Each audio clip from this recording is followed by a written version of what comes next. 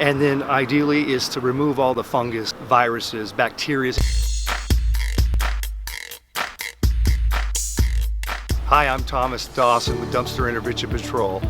Hey, one reason why people like us to come out, one is they've never seen this before. No one's ever cleaned their cans, or they do it throwing bleach in their garbage, and which isn't good for our environment.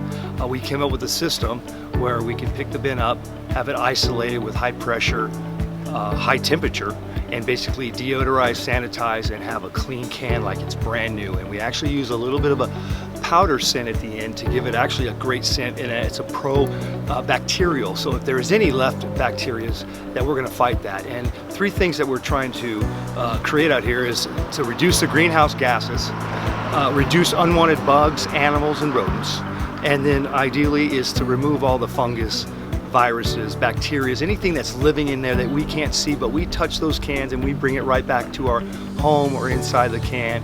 And what I'd like to do is show you a little bit of the process. The way that we work through this is we'll get to the cans, we'll open them up and pre-treat them with a eco-friendly solution that will start breaking things down.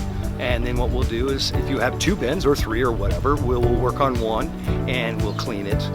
We'll put it up on the bin and we'll wash through it, bring it down externally, wash it down. And the beauty with our system is that we use our own water. We provide the water, and then we have a 4-stage recycled system. So that water comes in nasty, recircles back into the fill tank, and we reutilize that water again. So not only are we trying to freshen up the environment, but we're also trying to keep the water conserving and use the same water again.